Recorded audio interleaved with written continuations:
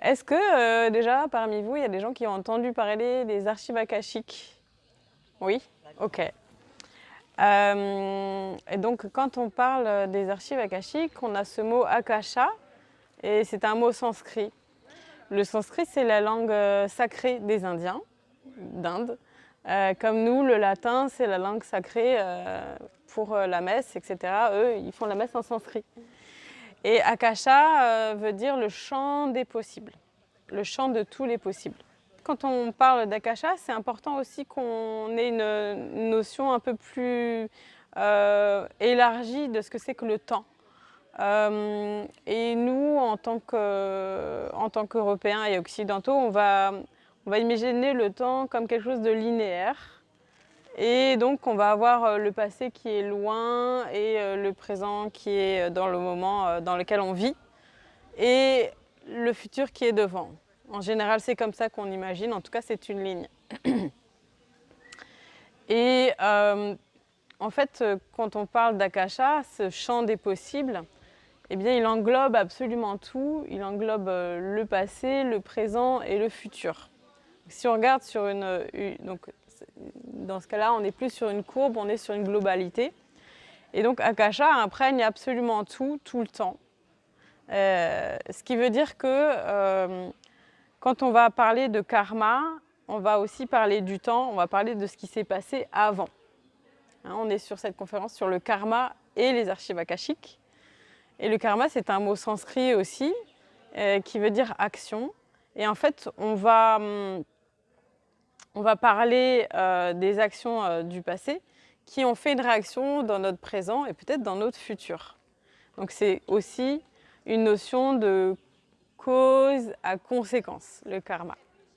Il y a du karma qui est méritant, qui va nous amener des mérites, et il y a du karma qu'on va devoir nettoyer parce qu'il est lourd et qui va nous amener des blocages et des limitations.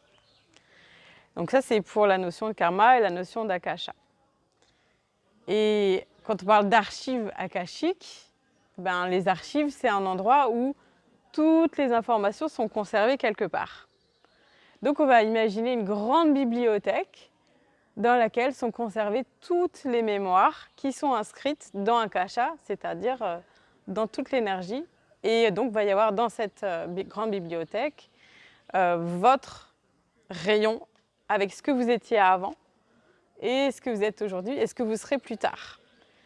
Et quand on va consulter les archives akashiques, quand on vient me consulter par exemple, moi je vais demander aux guides, aux enseignants et aux maîtres qui vous sont alloués d'aller chercher les tomes qui correspondent à vos questions. On va me les ouvrir. Alors ce n'est pas exactement des livres que je vois, hein. Je vais recevoir des informations avec tous les sens. Et je vous expliquerai un petit peu plus tard. Et c'est ce que je vais en fait lire, ça peut être comme un film, etc., que je vais recevoir. Mais je vais vous détailler ça. Et ça va répondre aux questions que personne ne peut vous amener à part akasha. Quand on vient consulter les archives akashiques, c'est quand on a des questions, on ressent des blocages, on n'avance pas sur un point, ou alors il y a des choses qui se répètent tout le temps. Par exemple, dans la famille, c'est toujours les mêmes conflits, c'est toujours les mêmes histoires, où j'arrive pas à changer de travail, j'arrive pas à débloquer cette situation, ou dans les finances, c'est pas toujours ce que j'aimerais, etc. Ça, c'est les questions, et parfois, eh bien, on a beau se poser ces questions-là, on ne trouve pas les réponses dans notre environnement. Et quand on ne trouve pas les réponses dans notre environnement, ça veut dire que les réponses sont ailleurs, et elles sont dans akasha. Donc, je vais revenir sur la courbe, la ligne du temps, et je vais vous demander de vous poser la question qu'est-ce que vous étiez avant aujourd'hui? Qui étiez-vous? Qu'est-ce que vous étiez? Que faisiez-vous? Et que faisiez-vous avant votre naissance? Qu'est-ce qui s'est passé avant votre naissance? Qu'est-ce qui s'est passé dans votre famille avant votre naissance, pour vos parents, vos grands-parents, vos arrière-grands-parents? Qu'est-ce qui s'est passé aussi pour vous? Où étiez-vous? Qu'étiez-vous avant votre naissance? Et là, on commence à avoir une version de ce que peut être akasha. C'est-à-dire qu'on est au-delà de la matière avec akasha. On est dans ce que, aujourd'hui, si on veut traduire akasha par quelque chose de plus de plus moderne, on va appeler ça la physique quantique. La physique quantique parle de ce qui est derrière l'atome, derrière ce qu'on appelle la plus petite matière, qu'on appelle la barrière de Planck, Max Planck, qui est le scientifique qui a trouvé qu'il y a la matière la plus petite. Et derrière ça, on dit qu'il y a de l'information. C'est-à-dire que quand une cellule est créée, elle a un ADN, elle a un mode informatique et qui va faire qu'elle va recréer exactement le même organe. Si c'est une cellule du foie, elle va recréer un foie. Elle va se multiplier et recréer la même chose. Et donc ce programme, on n'a pas trouvé d'où il vient, mais on sait qu'il est au-delà de la matière. Et dans Akasha, on va avoir exactement les mêmes mémoires qu'on va aller chercher. Et donc quand on vient me consulter, on vient avec des questions précises, parce que c'est ça qui va vraiment faire le sel de toute la consultation. C'est plus on va poser des questions précises et avec peut-être même des sous-questions, détailler tout ça, et plus on va avoir des réponses précises sur comment faire pour sortir d'une situation dont on ne veut plus, comment faire pour dépasser les choses dont on ne veut plus. Et quand je relis ça au karma, en fait, le karma, on dit souvent que quand on a une compréhension du karma, on commence à avoir des réponses.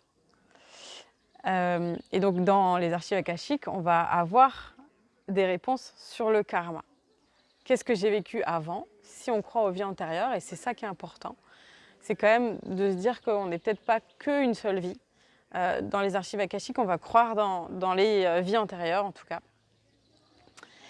Et les réponses à ces questions vont amener moins de colère, moins de doutes, moins de confusion aussi dans sa vie, puisque le mental va avoir des réponses et des outils pour pouvoir mieux se diriger dans les épreuves qu'on a tous à traverser dans notre vie.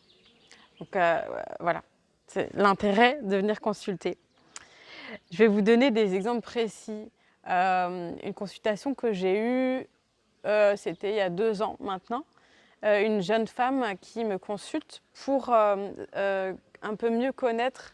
En fait, elle a des difficultés dans son couple et moi, je ne la connais pas, je ne connais pas du tout son histoire et je ne veux pas le savoir à l'avance en général, enfin tout le temps, pour mieux être ouverte à tout ce que Akasha, sans que mon mental, vient me souffler des choses dont on n'a pas besoin ici, puisque Akasha est bien plus grand que le mental. Et elle me dit, voilà, je ne comprends pas ce qui se passe avec mon mari, c'est vraiment compliqué. J'aimerais savoir pourquoi est-ce qu'on en est là. Et c'est tout ce que je sais. Et donc je demande, j'ai ouvert ces archives et je demande au maître des réponses pour cette jeune femme-là, qui a des enfants, qui a 3 enfants, qui a une bonne situation, mais avec le couple qui ne fonctionne pas. Et là, je reçois les informations sous forme de film. J'ai tout un film, comme si j'étais pratiquement au cinéma, qui se déroule sous mes yeux. Et je vois une jeune femme habillée, pas en haillons, mais quand même très, très pauvrement. On est en hiver. Les rues ce sont des rues en boue. Les rues sont sales. Et il y a des chariots qui passent avec des chevaux. On est dans un semi-rural, un endroit semi-rural. Donc tout ça, je le vois, je l'entends.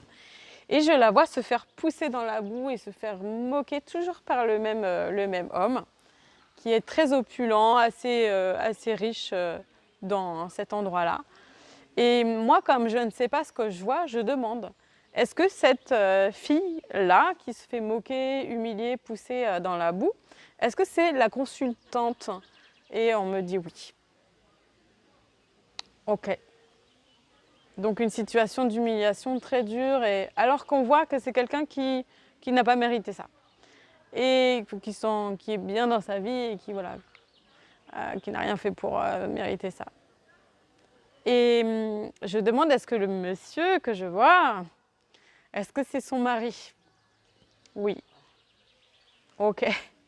Donc là, je vais dire à la personne, voilà ce que je vois pour moi, dans une vie antérieure, ce qui s'est passé entre vous, et c'est à régler absolument si vous voulez continuer ensemble.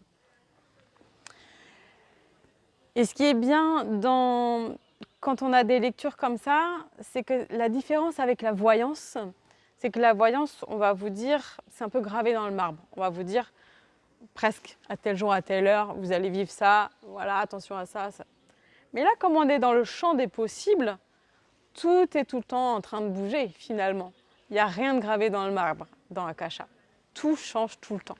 Donc on va pouvoir agir dans le passé pour, en nettoyant le passé, ramener plus de lumière dans le présent. Et donc, dans Akasha, vous allez avoir un soin, puisque la personne est là. C'est vraiment l'adage « demande et tu auras ». Demande et tu auras, la personne est là, elle demande pourquoi c'est difficile, pourquoi c'est compliqué, est-ce qu'on peut faire quelque chose. Donc les maîtres vous disent voilà ce qui s'est passé et voilà ce qu'on va faire pour vous. Et en fait, je vois à ces moments-là, quand les maîtres travaillent sur les mémoires de la personne, je vois l'image qui se nettoie, qui se purifie, je vois les gens qui changent, etc. Je vais vous raconter une autre histoire, j'en ai plusieurs comme ça qui sont assez poignantes, je trouve. Je choisis dans ma tête laquelle je veux. Oui, celle-ci, elle est bien aussi. Sur la carrière. Là, on était en salon, c'était il y a un an sur la carrière. Oui, largement. Une dame qui vient me consulter en salon et qui me dit je n'arrive pas, je suis dans un travail qui me plaît plus vraiment, mais qui est un peu, qui est alimentaire et dans lequel je suis dans ma zone de confort, mais ça m'amène pas beaucoup de joie. C'est très routinier et je me pose la question, j'aimerais bien changer de travail. Donc quand on me parle comme ça en consultation, j'écoute, mais ce que j'attends, c'est la question pour les maîtres, les enseignants et les êtres aimés des gens. Et elle me dit clairement, j'ai essayé certaines choses et puis en fait, j'arrive pas à accrocher, à changer et tout ça. Et elle me demande pourquoi, enfin on ne demande jamais pourquoi, pardon. Jetez ça, pas pourquoi. Elle me demande comment je peux faire pour... est-ce que je dois... Non, déjà elle me demande est-ce que je dois changer de métier ou pas? Et comment je peux faire si je dois changer de métier? La première réponse c'est non, en fait, vous n'êtes pas obligé de changer de métier, il n'y a pas vraiment de raison, enfin, c'est pas quelque chose qu'on vous demande là-haut en tout cas. Parce que parfois on a notre libre arbitre, parfois les maîtres vous disent non, non, là il faut le faire et vous n'avez pas envie. Et parfois les maîtres vous disent ben, it's up to you, voilà, c'est votre choix, vous avez le pouvoir de le faire mais vous n'êtes pas obligé. Et mais parfois on est obligé, il a vaut mieux le faire. Et la deuxième question, c'est comment je peux faire si je veux changer de métier? Et là, c'est encore une fois un film, mais beaucoup plus construit, avec vraiment une histoire très riche, où je vois une femme aisée d'une famille bourgeoise des années 1800 et quelques, donc en dentelle, avec un col, avec un corset, etc., une belle jupe et tout ça, qui vit dans une maison bourgeoise, qui mène bien sa famille, c'est une maman, c'est une mère, elle a des enfants, elle a un mari qui travaille, ils ont une bonne situation. Et puis elle, en fait, c'est le moment, alors je sais pas, je ne suis pas assez au courant des époques, mais c'est le moment où il y a un peu d'émancipation des femmes, donc peut-être plutôt vers 1900, peut-être à l'époque de Coco Chanel et tout ça.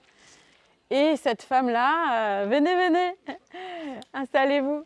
Cette femme-là, elle est dans l'air du temps et elle décide de faire une activité qui va être lucrative, mais voilà, c'est surtout faire une activité, avoir une sociabilité en dehors de ses enfants et sa maison.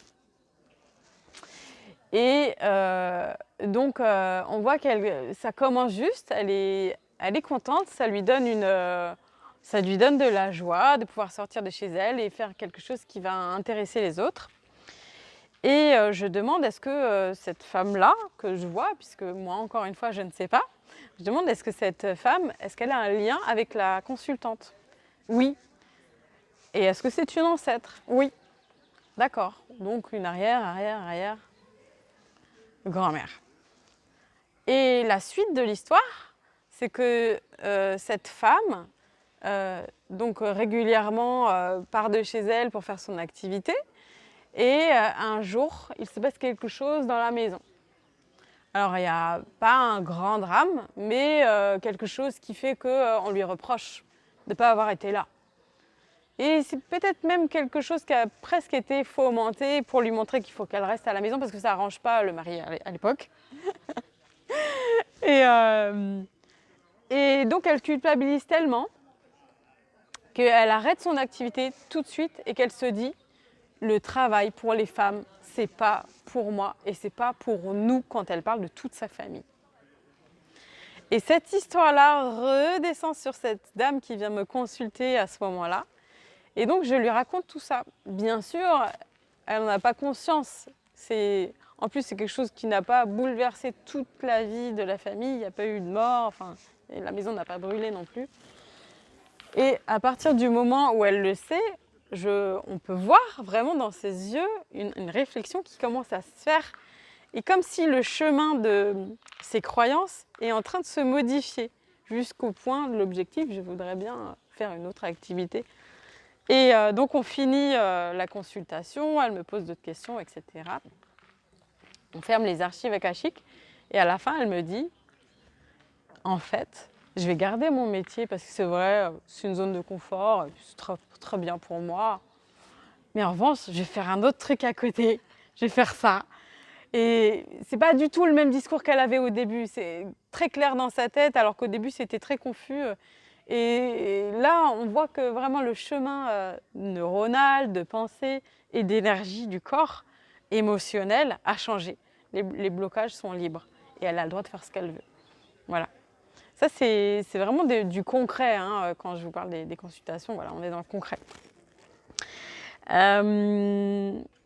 Voilà, donc ça permet de comprendre le karma, de nettoyer le karma, de nettoyer les nœuds du passé. Je vais passer dans un mode un peu plus en dehors de notre cadre de connaissance et de conscience, où j'ai eu une consultation d'une femme de 64 ans qui est venue me consulter et pour qui se trouvait dans des difficultés à plein de niveaux. Au niveau du couple, elle aurait aimé retrouver quelqu'un. Avec ses enfants, ça ne se passait pas très bien. Il y avait toujours des conflits. Et elle me racontait vraiment une globalité, une vie qui en globalité fonctionnait pas bien, qui était lourde et un peu comme s'il y avait des nuages noirs sur toute sa vie, en tout cas de ce qu'elle vivait. Donc je réponds aux questions qu'elle me pose, les questions concrètes. Et puis, au bout d'un moment, moi, je ne vois pas les auras, hein, en général, mais les maîtres peuvent me montrer les structures énergétiques des gens. Et là, je vois toute sa structure énergétique, on me montre plutôt toute sa structure énergétique. Je vois un globe autour d'elle, je l'ai déjà vu une deuxième fois, donc c'est vraiment quelque chose qui doit vraiment être plus universel qu'une fois. Je vois un globe autour d'elle, mais vraiment une sphère avec des traits, des structures, donc structure de sa forme d'énergie. Et je vois des masses, en fait, qui, derrière elle, en fond, qui l'empêchent d'aller jusqu'à ce qu'elle est. C'est-à-dire que son globe forme toute une sphère et en surface de son globe, il y a une petite aile que je vois en hologramme. Et entre elle qui est assise sur le canapé et ce petit hologramme, il y a une grosse masse d'énergie noire. Donc, a priori, on me montre que c'est quelque chose de sale et tout ça. Et je demande à cette dame-là, et pour moi, ça n'a été pas facile de demander. Est-ce qu'on a déjà eu, parce que vous avez déjà eu des mauvais sorts sur vous? Mais c'est pas du tout mon champ de conscience. Donc, mais en fait, quand on est consulté, ouais, quand on consulte, quand on est comme je fais, et bien parfois, on est aussi challengé, on nous fait aussi avancer, on nous fait aussi travailler. Et donc, cette personne me dit, ben oui, elle est d'origine maghrébine. Elle me dit, oui, plein de fois, on m'a envoyé plein de mauvais sorts. D'accord. Et je vois les maîtres d'Akasha, alors je ne les vois pas faire, mais je vois l'énergie, là aussi, qui se dissout, qui redescend, qui s'en va, qui se transforme en lumière et qui se nettoie. Et je vois son être qui était bloqué au fond. Donc, comment être heureux quand on a une partie de soi qui est bloquée loin de soi ou à laquelle on n'a pas accès finalement, ou très peu souvent, quand on a beaucoup de chance. Et je la vois qui revient, et là les maîtres me disent ça va prendre plusieurs mois et plusieurs années avant que tout se rétablisse, jusqu'à ce que ses enfants, etc., que ça redevienne vraiment très harmonieux. Et donc je lui laisse le message, et ils me disent aussi, pour accélérer ou en tout cas amplifier et soutenir le processus, tu vas lui donner une prière, et c'est une prière que j'ai dans les formations que j'organise pour les enseignants. C'est pas moi qui suis enseignante. On a des prières qui sont toutes faites. Et là, c'est une prière de pardon qu'on me donne, on me demande de lui transmettre, de la répéter régulièrement, surtout quand il y a de la négativité qui vient dans sa mémoire. Là, ce qu'on ne sait pas, parce qu'elle n'a pas posé la question, c'est que peut-être, dans ses vies antérieures, elle a fait la même chose. Et donc, elle a eu le retour de karma dans la vie d'après. Voilà, donc faisons attention à nos actes. Et voilà, on a tous des choses à nettoyer de toute façon. Et on n'est pas obligé d'avoir envie de le savoir. On peut aussi nettoyer les choses en disant « moi j'ai un problème là ». Les maîtres ne vont pas forcément vous accuser en vous disant « oui, mais toi à l'époque, voilà ce qui s'est passé ». Si vous êtes capable de le savoir, peut-être que vous allez en avoir des informations. Mais voilà, ce qui compte, c'est d'aller mieux en fait. Et parce que plus on va mieux, plus on va étendre notre propre lumière au monde, plus on va partager la joie avec les autres. Et ça va faire un maillage d'énergie en fait qui va soutenir aussi cette énergie d'harmonie et d'amour au monde. J'avais une dernière histoire quand je parle des challenges que nous aussi, en tant que personne qui est consultée, on peut recevoir. Et on m'avait posé la question, c'est toi qui m'avais posé la question, est-ce qu'on ne peut pas recevoir des entités négatives avec Akasha? Et c'est une très bonne question, parce que je trouve que c'est important de se renseigner quand même. C'est vrai. Déjà, ce n'est pas un soin énergétique. Le soin énergétique va se faire dans Akasha par des êtres très élevés qui sont complètement réalisés. Donc, et puis l'espace d'Akasha est complètement protégé. Alors, moi, on peut me le dire, mais tant que je ne l'ai pas vu et vécu,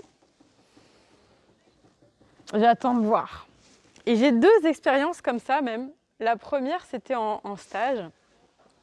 Donc, ça fait 6 ans que j'organise des stages pour Ernesto Ortiz, qui est une personne qui a vraiment développé les archives akashiques dans le monde entier. Il est vraiment porteur de cette prière Maya, dont je vais vous parler après.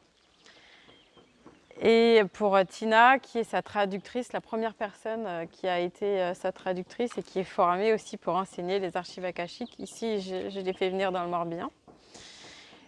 Et cette année-là, c'était il y a 2 ans, en juillet, à Nivillac. On reçoit un groupe très hétéroclite. Et dans le groupe, il y a une personne qui est psychologue freudienne, très cartésienne, et une autre personne qui est, on va dire, qui est borderline. Je ne sais pas si ça vous parle, quelqu'un qui a en fait une psychologie très fragile. Et quand ces 2 personnes se rencontrent, vous imaginez ce que ça peut faire. Il y en a une qui juge l'autre et l'autre qui se sent jugée par l'une. Et puis cette psychologue vient nous voir et elle nous dit « oui, voilà, j'ai reçu des informations, cette personne-là, elle est hystérique » et elle nous sort toutes les étiquettes que Freud a choisies pour mettre sur la tête des gens. Et moi, je suis juste organisatrice, donc j'écoute. Je suis avec Tina, qui elle est enseignante. Et je vois Tina qui écoute aussi et qui a rien à répondre. Voilà, ok, ok. Et moi, je me dis, comment est-ce qu'on va gérer ça? Parce que j'ai fait des stages de développement personnel, de spiritualité en dehors des archives akashiques. Et j'ai vu vraiment, quand il y a quelqu'un qui a une psychologie un peu borderline, j'ai vu vraiment des difficultés pour les enseignants. Et là, je la vois hyper détendue. Et en fait, elle m'a dit, tu vas voir, ça va très bien se passer. Les maîtres sont là. Et vraiment, c'est exactement ce qui s'est passé. On n'a pas eu besoin, s'il y a eu besoin de rassurer, on était là évidemment. On n'a pas eu besoin de contrôler, de cadrer. Cette personne-là, qui avait des émotions très très très très fortes, exubérantes, elle a décidé de comment faire. Donc moi, on ne va pas m'ouvrir mes archives. Je préfère ouvrir aux autres parce que quand on m'ouvre mes archives, ça va trop loin pour mes émotions. Et puis la psychologue, je la vois, elle continue à se former et je vois qu'elle est vraiment en train de changer. Je vois son visage qui change, enfin, c'est magnifique. Donc la protection des archives akashiques, elle existe. Et puis j'ai une autre histoire comme ça c'était en salon en janvier, où j'ai une dame qui vient me consulter, que je ne connais pas, évidemment, c'est normal. Et elle s'assoit et elle me dit, voilà, j'ai un problème. Alors j'ouvre les archives avec la prière, et puis j'ai besoin de savoir. Et puis après, elle passe sur une plainte, une longue plainte. Donc aucune question. Pourtant, elle venait juste d'assister à ma conférence. Et dans cette conférence, j'avais vraiment, parce que j'ai une liste de questions là, que je vais pouvoir vous proposer, mais j'avais vraiment insisté sur l'art du questionnement dans cette conférence, je m'en souviens très bien. J'ai dit, c'est très important de venir avec vos questions. Ben oui, mais vous voulez quoi? Ben c'est pareil, voilà, il faut quand même poser des questions concrètes, sinon on n'a pas de réponse concrète. Et là, elle ne me pose pas de questions. La consultation dure 20 minutes. Donc au bout de 5-10 minutes, je coupe, je dis OK. Et quelle est votre question par rapport à tout ça? Ah mais j'ai pas de question, elle me dit. Et je me dis, tiens, c'est très étonnant. Elle était très colérique, hein. Elle déversait vraiment de la colère. Et moi, je commençais à me dire, c'est très étonnant parce que je suis en train de faire une consultation à laquelle, en fait, je ne réponds pas. Et en tant que thérapeute, j'aurais pu me sentir mise à mal, me sentir inutile. Qu'est-ce que je fais là? Enfin, comment? Et puis la personne, à la fin des 20 minutes, me jette les 28 euros. Oui, c'est 28 euros de gâché, elle me dit. Ouais, ouais. Et pendant toute la consultation, j'ai senti des vagues d'amour et de lumière me traverser et me dire, tu ne dis rien. Tu restes comme ça. Nous, on est là, comme si on me tenait dans les bras. T'inquiète. Et je pense que c'était pareil pour elle. Elle a dû recevoir des flots d'amour et de lumière. Elle avait juste besoin de déverser toute sa haine et toute sa rancœur au moins à quelqu'un qui n'allait pas la juger à aucun moment. Et ça, c'est une leçon incroyable pour moi. Et moi, de mon côté, je ne me suis pas sentie inutile, coupable de faire une consultation qui n'a pas marché. Et c'est ça qui est impressionnant. Et toute ma vie, depuis que je me suis formée en archives akashiques, a vraiment changé. Parce que aujourd'hui, vraiment, je comprends et j'y reviens régulièrement que toutes les choses qui arrivent, elles sont forcément régies par quelque chose de beaucoup plus grand que nous. Et si on cherche un petit peu la lumière, l'amour qu'il y a derrière, eh bien c'est ça en fait qui guide toutes les épreuves même de notre vie. Voilà, tout le chemin, il est vraiment empreint de tout cela. Et c'est nous, avec notre mental, qui allons empêcher que ça se passe bien finalement. Quand on a des résistances, alors que quand on comprend le karma, on va vraiment on va lever les résistances puisqu'on va avoir des réponses et on va se trouver ça beaucoup plus juste finalement de vivre les choses et de les traverser avec beaucoup plus de courage, d'énergie en voyant un peu la lumière au bout du tunnel beaucoup plus facilement.